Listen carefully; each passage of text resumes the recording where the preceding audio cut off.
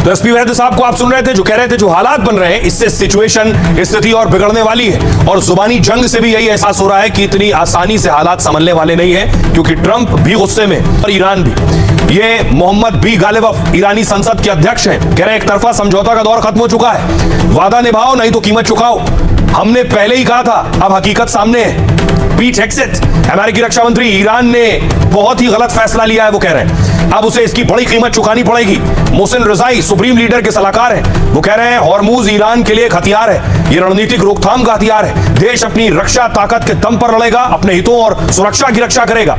अमेरिकी central command का कहना है ईरान ने शांतिपूर्वक जा रहे जहाज को निशाना बनाया है, जीएफएस गैलेक्सी पर खुले तौर पर अंधाधुंध हमला किया है। ईरान को एमओयू के पालन का एक और मौका दिया था, लेकिन ईरान इसमें फिर से पूरी तरह नाकाम रहा है। इस्माइल बगाई प्रवक्ता है ईरानी विदेश मंत्रालय के, वो कह रहे हैं हॉर्मूज पर फैसला हम और ओमान करेंगे, भविष्य के फैसले हमारी सलाह से होने चाहिए, सभी व्यवस्थाएं अंतर्राष्ट्रीय कानून के मुताबिक हो, ईरान अमेरिकी एमओयू के तहत फैसले होने चाहिए। मजीद इब्न अल रेजा कार्यवाहक रक्षा मंत्री ईरान के, जंग के दौरान हमने ड्रोन निर्माण को बढ़ा दिया है, वो कह रहे हैं ड्रोन प्रोडक्शन की क्षमता 3 गुनी बढ़ गई है, युद्ध के वक्त भी हमने रक्षा उत्पादन नहीं रोका था। एहसान कह रहे हैं, डिप्टी गवर्नर है बुशर प्रांत के, कि अमेरिकी हमलों में नुकसान की खबर नहीं है, न कोई मारा गया है न कोई घायल हुआ है, कई शहरों को अमेरिका ने निशाना बनाया है, लेकिन किसी बड़े नुकसान की पुष्टि नहीं हुई है। सुनिए जरा क्या कुछ कह रहे हैं ईरानी राजदूत। संयुक्त राज्य अमेरिका ने ईरान की संप्रभुता और क्षेत्रीय अखंडता के खिलाफ बड़े पैमाने पर सैन्य हमले शुरू करके एक बार फिर से दायित्व का उल्लंघन किया है। इन हमलों ने ईरान के दक्षिणी शहरों और फारस की खाड़ी में स्थित कई ईरानी द्वीपों पर सैन्य प्रतिष्ठानों पर हमले शामिल हैं। ये नए हमले संविधान के अनुच्छेद 2 का एक घोर उल्लंघन है और इस्लामाबाद समझौते ज्ञापन के अनुच्छेद 1 का गंभीर उल्लंघन है। फिर से वॉर शुरू हो गई है, और अगर ये वॉर जिस तरह के अभी बयान आ रहे हैं दोनों तरफ से, अमेरिका की तरफ से भी और ईरान की तरफ से भी, ऐसा नहीं लगता है कि इमीडिएटली वॉर ये रुक जाएगा। ये वॉर हो सकता है कि काफी दिन चले। सबसे बड़ा जो फैक्टर वो ये है कि जो बातचीत चल रही है ईरान और यूएस के बीच में, क्या उस बातचीत में किसी तरह की कोई सॉल्यूशन निकल कर आती है, खास करके जो पाकिस्तान मध्यस्थता कर रहा है, या फिर और भी खाड़ी के कुछ देश हैं जैसा कि सऊदी अरब और कतर या फिर टर्की, इजिप्ट, ये सब देश हैं जो एक तरह से मध्यस्थता का काम कर रहे हैं अभी। तो उन सब वो देश अगर सफल होते हैं तो हो सकता है कि वॉर लंबा ना चले, लेकिन अनिश्चितता एक जो है वो बनी रहेगी। अब एक डर सभी के जहन में, क्या फिर तेल का संकट आ जाएगा, क्या फिर तेल की कीमतें बढ़ जाएंगी, क्या फिर गैस की किल्लत हो सकती है। क्योंकि आपको लिए चलूं हॉर्मूज स्ट्रेट में क्या हो रहा है। आज की जो तस्वीरें हैं, ईरानी बोट जो है वो हॉर्मूज में इस वक्त, और इन नावों को माना जाता है कि ये शिप्स को टारगेट करती है, तेल के जहाजों को टारगेट करती है, गैस के जहाजों को टारगेट करती है।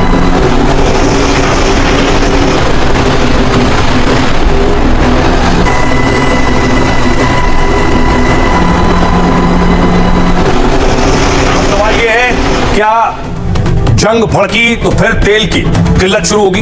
ईरान अमेरिका में छिड़े युद्ध से दुनिया में टेंशन है, क्योंकि एक बार फिर तेल गैस पर खतरा मंडरा रहा है। इसकी वजह ईरान का हॉर्मूज बंद करने का फैसला है, जिससे तेल गैस जहाजों की आवाजाही ठप हो सकती है। भारत में भी तेल गैस की किल्लत का डर सता रहा है। हॉर्मूज बंद होने से तेल कीमतों पर असर पड़ सकता है, अंतर्राष्ट्रीय बाजार में कच्चा तेल महंगा हो सकता है। जंग रुकने पर यह 75 से $80 प्रति बैरल पर आ गया है, लेकिन फिर से हमलों के बाद इसमें इजाफा हो सकता है। भारत पर ज्यादा असर का डर इसलिए बना रहा क्योंकि भारत जरूरतों का करीब 85% तेल बाहर से खरीदता है। पहले भारत का काफी कच्चा तेल हॉर्मूज से आया करता था, लेकिन जंग के बाद भारत ने सबक लिया, भारत ने दूसरे विकल्प तलाशे। सरकार का कहना यह है कि अब करीब 70% तेल ऐसे रास्तों से आता है जिसकी सप्लाई का रूट पूरी तरह हॉर्मूज पर निर्भर नहीं है, और यही वजह है कि परेशानी आने पर सप्लाई पूरी तरह से जारी रहेगी, क्योंकि अब भारत करीब 40 देशों से कच्चा तेल खरीद रहा है। रूस, अमेरिका, वेनेजुएला, अफ्रीका, सऊदी अरब और यूएई जैसे देशों से भी लगातार सप्लाई ली जा रही। जून में भारत ने रूस से रिकॉर्ड मात्रा में कच्चा तेल खरीदा है। Centre for research on energy and clean air के मुताबिक भारत ने जून में रूस से 49,000 करोड़ का कच्चा तेल खरीदा है। रूस से आयात करीब 27 लाख बैरल प्रतिदिन तक पहुंच गया, जो कुल आयात का आधे से ज्यादा, यानी अब संकट नहीं आएगा। ऐसा माना जा रहा है, एक्सपर्ट्स ये कहते हैं। सुनिए जरा अर्थशास्त्री क्या कह रहे हैं। 2 महीने पहले जब पहले ईरान युद्ध के असर से इंटरनेशनल ऑयल प्राइसेस $120 हो गई थी, थोड़ी डिप्लोमेसी से हमने ईरान को कहा कि भाई हमारे इंडियन ऑयल टैंकर्स को जाने दो, एंड कई टैंकर्स आए भी थे, इसीलिए हमारी आयात बहुत कम नहीं हुई। और भी हमने आजकल आयात 40 डिफरेंट देशों में से कर रहे हैं, तो इसीलिए मेरे ख्याल से इसकी असर तो होनी है, और इसकी असर कंज्यूमर पर ये होगी कि उनकी कंज्यूमर प्राइसेस बढ़ने की संभावना मैं बहुत खूब ज़्यादा देख रहा हूँ।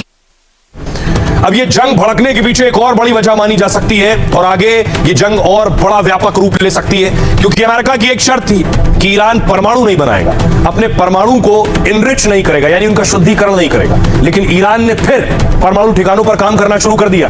ये सैटेलाइट तस्वीरें सामने आई हैं। इन सैटेलाइट तस्वीरों में देखिए, और दावा किया जा रहा है कि ईरान ने परमाणु ठिकानों पर काम करना शुरू कर दिया, उसकी मरम्मत करनी शुरू कर दी है। जिन जगहों पर अमेरिका ने अटैक करके परमाणु अड्डे ध्वस्त किए थे, उसकी ये सैटेलाइट तस्वीरें।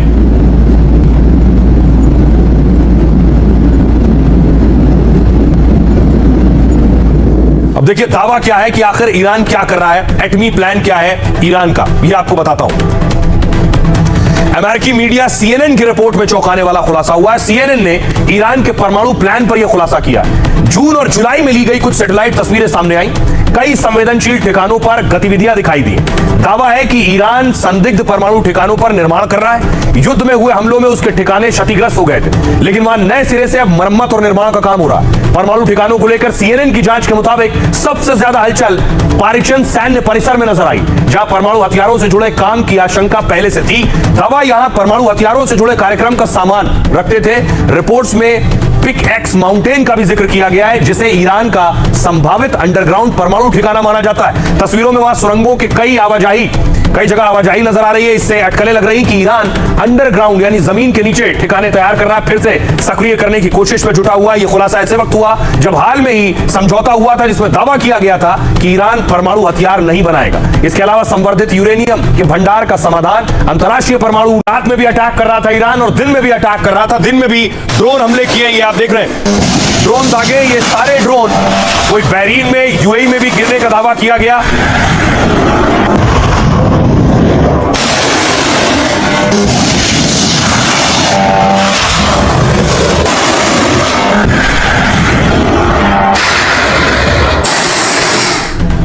ईरान मानिए जैसा लग रहा है कि पहले से तैयारी करके बैठा था। इस अटैक के बाद जॉर्डन पर अटैक हुआ। IRGC ने प्रिंस हसन एयरबेस पर हमले का दावा किया। ईरान ने रविवार तड़के यहां 3 बैलिस्टिक मिसाइलें दागी। ईरान ने कहा इससे एयरबेस का कमांड एंड कंट्रोल सेंटर और MQ-9 ड्रोन रखने वाले हैंगर्स तबाह कर दिए गए। जॉर्डन की सरकारी समाचार एजेंसी पेट्रा के मुताबिक ईरान की तीनों मिसाइलें अलग अलग जगह गिरी है। इससे कोई मौत नहीं हुई है, केवल मामूली संपत्ति का नुकसान हुआ है। ईरान ने बहरीन को निशाना बनाया। ईरान ने अमेरिकी सैन्य ठिकानों को निशाना बनाया। यहां ईरान ने दावा किया कि उसने ड्रोन और मिसाइलें दागी है। बहरीन में दावे के मुताबिक अमेरिकी सैन्य संचार केंद्र टारगेट पर थे। बहरीन में अमेरिकी सैन्य अड्डे से धुआं उठता भी दिखाई दिया है। ईरान का तीसरा टारगेट ओमान। ईरान के हमलों की चपेट में ओमान भी आया। IRGC ने दावा किया कि उसने दुक्कम बंदरगाह पर अमेरिकी विमान वाहक पोतों के लॉजिस्टिक सपोर्ट सेंटर और ईंधन आपूर्ति ठिकानों पर बड़ा हमला किया है। ओमानी सरकार ने कहा कि मुसंदम में ड्रोन हमले हुए हैं और इसकी निंदा कर सुरक्षा के जरूरी कदम उठाने का दावा किया है। UAE, ईरान ने दावा किया कि उसने मिसाइलें दागी है UAE पर। हालांकि UAE प्रशासन ने किसी भी हमले की पुष्टि नहीं की है। रक्षा मंत्रालय ने कहा हमारी सीमा में कोई मिसाइल नहीं आई। जिन मिसाइलों का पता चला वो देश की सीमा के बाहर थी। मंत्रालय ने दावा किया कि हमारा डिफेंस सिस्टम पूरी तरह से एक्टिव है। कुवैत भी निशाने पर था। यहां ईरान ने अमेरिकी रडार साइट को निशाना बनाया है। पैट्रियट एयर डिफेंस सिस्टम पर भी हमले की खबर है। हालांकि अमेरिका ने किसी नुकसान की पुष्टि नहीं की है। अगला टारगेट कतर था। जंग के बाद ट्रंप की रेटिंग में 12% कमी आई है। मतलब अमेरिका में ट्रंप की लोकप्रियता भी घटी है। आइए अब आपको सुनवाता हूं, सुनिए जरा क्या कुछ कह रहे हैं ईरानी सेना और एक्सपर्ट्स। ईरान अब अपने अमेरिकी और इजरायली शत्रु संयुक्त अरब अमीरात, सऊदी अरब, कुवैत, बहरीन, जॉर्डन, कतर और उनके सभी सहयोगियों के बुनियादी ढांचे को निशाना बनाएगा। ये हमले विनाशकारी होंगे और अमेरिका और उसके सहयोगियों को आने वाले कई वर्षों तक इस क्षेत्र में तेल और गैस की आपूर्ति से वंचित कर देंगे। आपको चेतावनी दी जा चुकी है, अब कोई बहाना नहीं चलेगा। अमेरिकी सेंट्रल कमांड यानी कि सेंटकॉम ने ईरान पर फिर एक राउंड ऑफ स्ट्राइक किया और हम इस बात को समझेंगे जो ये एक युद्ध विराम का एमओयू था जो अमेरिका और ईरान के बीच में साइन हुआ था, इसको शिप्स पर अटैक करके स्टेट ऑफ हॉर्मुज में ईरान ने ही तोड़ा है। ईरान को इस एमओयू से बहुत फायदा हो रहा था, उसको 300 बिलियन यूएसडी की एड का वादा अमेरिका ने कर दिया था, घोषणा कर दी थी इस एमओयू के माध्यम से, उस पर से सैंक्शंस लिफ्ट कर लिए गए थे, प्रॉक्सीज की बात की ही नहीं गई थी, हर तरह से ईरान को फायदा था। लेकिन ये जो IRGC है जो ईरान की हार्ड लाइन है वो नेगोशिएशंस में है और ये सारा टेररिज्म को पल्लवित पोषित करती है। तो IRGC चाहती ही नहीं है कि युद्ध की समाप्ति हो। हालांकि अब ईरान धीरे धीरे हमें बहुत एग्जॉस्टिव पोजीशन में जाता हुआ भी दिख रहा है। ईरान बहुत समय तक इस युद्ध को झेल नहीं पाएगा। इस तरह के हालात में लगता है एस्केलेट ही होगी, क्योंकि